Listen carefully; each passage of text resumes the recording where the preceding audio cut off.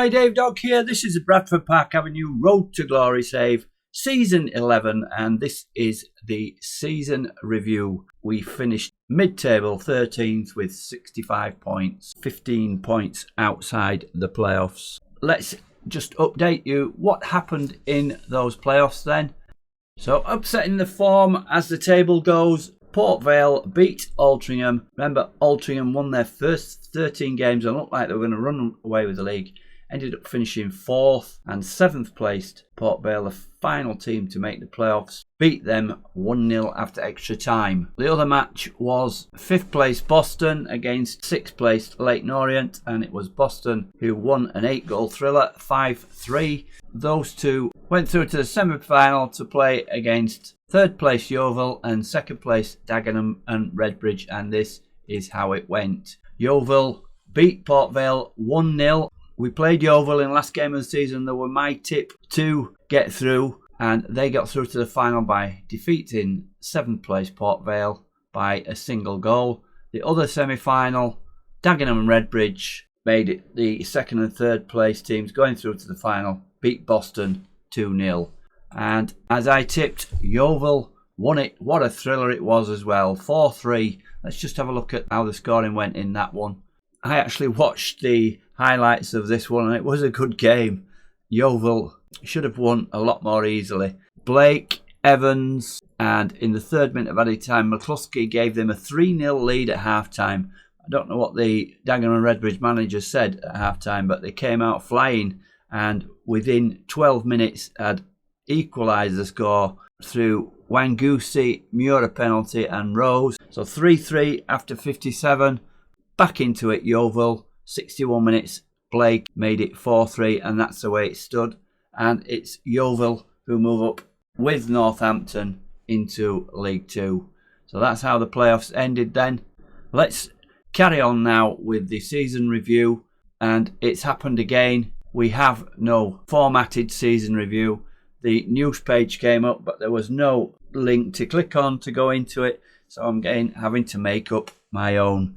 First thing to look at, transfers or new arrivals as it's called in the season review.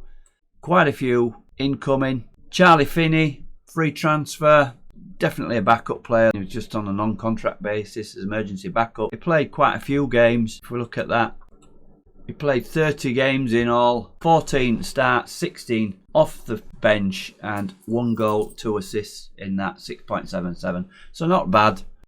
Fabio Vicente, a big disappointment. Paying him £750 a week, giving him a 2-year contract, 3-star. When he did it, it was good, but most of the time he wasn't very good. 16 games, 13 subs, 2 goals and 3 assists. Next one, Trevor Bryan.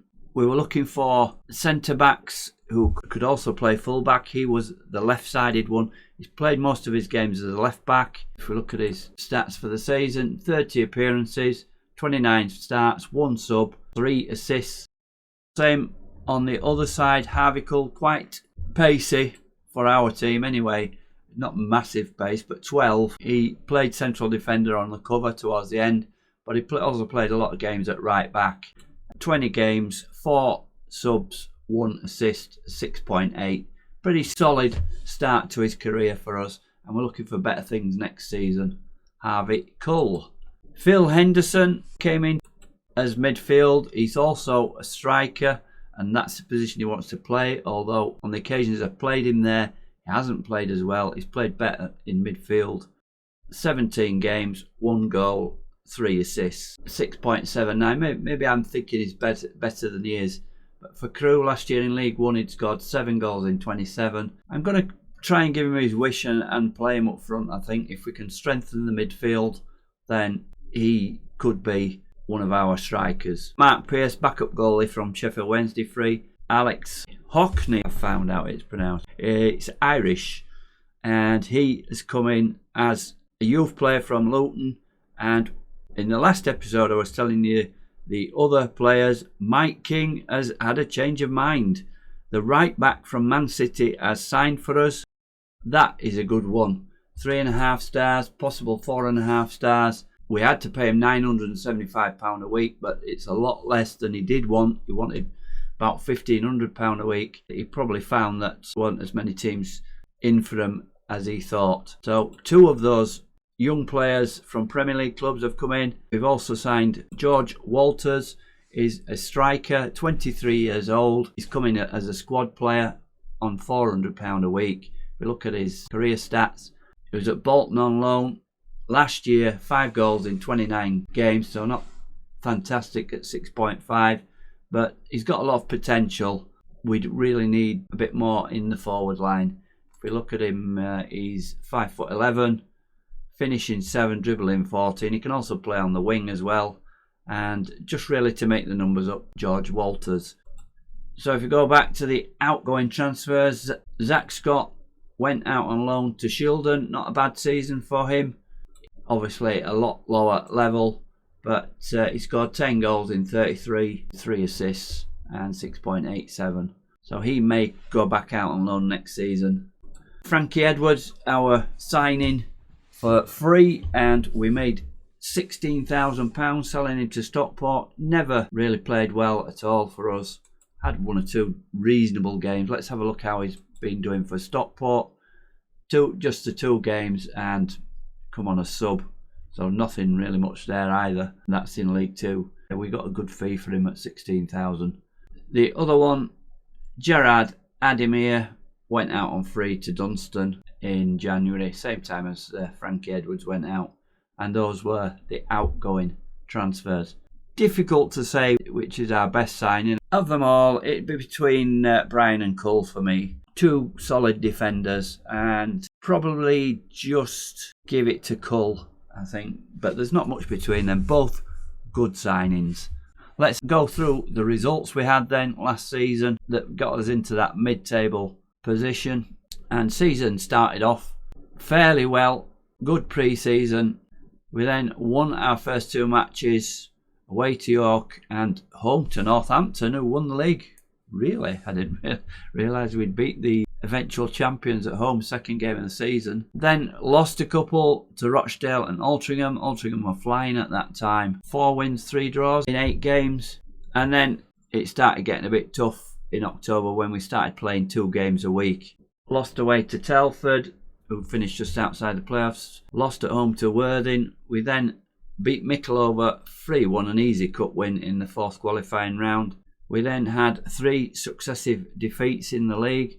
Dagenham and Redbridge finished second in the league. Orient were in the playoffs, so not bad. 3 successive 3-2 defeats. We then had the FA Cup first round and a good win away to Fleetwood, 2-1. Harvey Cull scoring for us in that one. Following that up with 2 league wins, 2-1. So we had 3 3-2 defeats in a row and 3-2 wins in a row. Then it was Yeovil away. We lost 2-1. Again, Yeovil promoted with Northampton in the end. Welling a win. Mixed results through December, but we were doing well in the FA Cup. Away 0-0 draw against League 2 Crawley, and we followed that up with an extra time Keenly side winner in the replay to get us a 3rd round tie in the FA Cup where the big boys came in.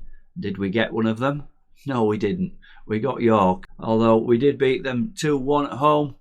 Berlin and Henderson giving us a 4th round tie and the match of our season away to Man City on the 5th of January. Of course we lost 4-0, but that 53,400 crowd bringing us in just over £1 million, taking the tax off 800,000. Then mixed results after that. A couple of draws, Gillingham and Solihull Moors. A good 4-3 win home to Torquay, with Westwood getting 2. Those being his final goals for us. We're still trying to get Westwood back in negotiating, but they wanted some money this time. We're not going to get him on the cheap. They wanted some wage contribution, which we may not be able to afford. Anyway, we'll look at that a little bit later. We then lost away to Kettering 4-1, home to Telford a 2-0 win, and Newport a 4-1 win in that game that Michael Berlin got 4 goals somehow. Never reproduced that form. Then towards the end of the season, a lot of defeats. Dagenham and Redbridge finished second. Welling lost 6-2. Everything that Welling hit went in. So we arranged that friendly to put these young players in that we'd got from the Premier League teams on trial and beat Golka 3-1. We've talked about that one before, and finished up the season with 1 draw and 2 defeats. So those were the results. Mixed bag. We started off well and things got progressively worse, but the main thing about the season, we can say, we got another season in the National League and we've got a whole stack of cash to play with. Let's have a look at the records then, the top scorers and such.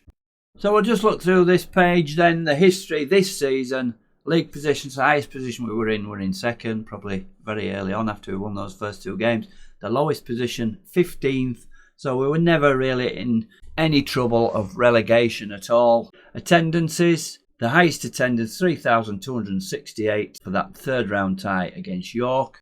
Highest gate receipts, 58,000 we got for that. The average attendance, 1,538, which is up on last season's 948 we got last season. So another nearly 600 more for being in the National League. Lowest attendance, the last game of the season, 986. Biggest win, 4-1 against Newport. Biggest defeat, 5-0 against eventual champions Northampton away. Highest scoring match, 5-3 against Colchester. Transfer fees, we got 16,000 for Frankie Edwards, as we've seen. Top scorer, Jordan Westwood with 21 goals in total, 20 in the league. The highest average rating, Tate Trusty at 7.07. Youngest player, Charlie Stirrup, just short of his 17th birthday. The oldest player, Sam Fielding, in the last game of the season, 34 years and 137. What an old man he is now, Sam. The fastest goal, 19 seconds, Michael Berlin against Newport. Most goals by a player in a match, Michael Berlin, 4. Most assists for this season, Luke Gray, a great season for him. Out on loan last season, he's really stepped up to it. 12 assists in the National League, can't knock that at all. A very good season for the youngster. Most clean sheets, Tom McCauley getting 9. Most player of the match awards, Michael Berlin 6. Youngest goal scorer, just short of his 17th birthday, 16 years, 348 days, Charlie Stirrup. The oldest goal scorer, Jack Inchy, 29 years, 260 days, so he's getting an old man now, isn't he? One that I forgot was the Fans Player of the Year, which you can search and find out, was Tate Trusty, winning it for the 2nd year running and joining some illustrious names there in our history. Have to go some to beat Tom Sam's 5 awards, but Tate Trusty 2 in a row. Very good season for him. Match to remember and goal of the season. The match to remember has got to be the Man City game. Then goal of the season, I've had to look through all the goals because I don't particularly remember them. I'm going to have to write them down in future if I see a goal of the season contender. I've had to look through all the goals except the penalties, and it came down to a choice of 2. I'm going to show you them first. The first one was the first goal for Luke Gray that got us back in the game at 2-1. So he picks it up on the right, chests it down, brings it under control, comes inside, goes past the player, sets himself up, and the XG for that shot was 0.62. So he got that close in. Now, the next one was in a 1-1 draw, also away from home to Worthing, and it was Luke Gray again. He scored this goal on 90+2. We thought we'd won the game, and then Worthing equalised. These two were the contenders. He starts with the ball on the right, plays it back to McGee, Banks to Fielding. Fielding plays it through. First time on the edge of the box with the left foot. That was an XG of 0.02. So that was the hard shot. The thing you've got to put against it is he made his own goal and got into the position to make it a good shot in the first one. It's very difficult to choose, but I'm going to go with the first one because he made it himself. He picked it up just inside the opposition half. So we move on to the team of the season. I can't really complain much with this. Macaulay in goal, a back four of Cull, Florio, Higby and Bryan. 3 midfielder, Luke Gray on the right, Fura and Henderson. Can't complain about those two. Are better players. Trusty, Westwood and Berlin, they're forwards. One of the first times probably I've agreed with this. On the bench, Finney, Critchlow, Banks, Vicente, Keenlyside, Fielding and Atwood. Let's have a look at the all-time 11 then. The all-time best 11 then. We've got Macaulay in goal. Original player, Dunstan at right back. Sams and Fielding as the centre-backs. Ferguson as a left back. Hinchy is showing as a defensive midfielder. It's a bit strange. I would probably have Fielding there and probably Aina as the other centre-back. Trusty showing as a midfielder with former captain Harry Lovick. Ricky Donaghy showing as a forward with Westwood playing on the wing on one side and Fred Ngoy on the other side on the bench. George Sykes-Kenworthy, Mark Harding, Aina. Say unlucky not to be in. Look at his rating, 7.17. Probably that's the only change I would make. Possibly Jordan Fura's better than Harry Lovick, but it's a long time ago. Finn O'Boyle as well on the bench. It's a strong bench, is that, with 75 goal. David Hammond on the bench. So that's our all-time 11. Let's have a look at the finances then. Just short of £800,000 in the bank now. Our transfer budget was about 60 odd thousand, but I've moved it into wage budget as one of you in the comments suggested. That's what I always do. Transfer budget at this level is not worth it, because if you're paying 60 to 100 grand for a player, they probably won't want to come to you anyway. The overall balance is 800,000. You think, oh great, but I remember it being said in real life they are losing £900,000 a year, and the owner is putting that into the club. You can see it's a similar situation in here. If we look at the projection, just short of 800,000 will have run out and we'll have a deficit. So a turnover of 615,000, but we're spending 1.5 million. Basically, cost the wage bill has gone up so much as well. That would mean that we'll be losing nearly £900,000 next season, similar amounts on the following season. So each year you're looking for a big cup game or to sell one or two players. That's the way it goes in football at the lower level. So let's have a look at the squad planner. Not much difference from what we saw last time. So we've got 3 goalkeepers. Tom Macaulay is 2.5 star now, and he's playing a lot better than that. If we could get somebody 3 to 4 star in, then we will do. Otherwise, we'll go with what we've got here. We've got Mark Pearce, who's our backup now, and Greg Sinclair. Possibly go out on loan next season. Sinclair, although he is out of contract, we'll just have to see what happens with that.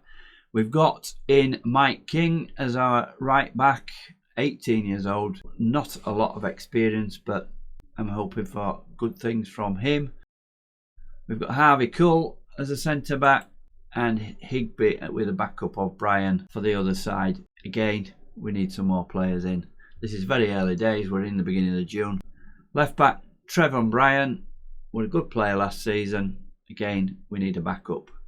On the right of midfield, same as last season, we've got Banks and Gray. In the midfield, we've got Henderson, good player, but he's wanting to play up front with Hinchy as a backup. On the left, we've got Charlie Finney. We've no Fiora at the moment. He's still with us, but won't sign another contract. On the left, we've got quite a few players here. We've got Vicente, Trusty, and Keenly side. If we can get somebody 4 star in, we will do, but it is going to be difficult. Strikers, we've got Keenly side showing as a backup striker. We've got Zach Scott coming back, and we've got Michael Berlin. Definitely a good player, as you can see, he's a star player. On the left, we've got the new signing, George Walters, only 2 star, and again, Keenly side showing as a backup there. Let's just take him off this side. We're still trying to get Westwood back in. So it's very early days, but that's how we're looking at the moment. The only real signing we've made is Mike King as right back.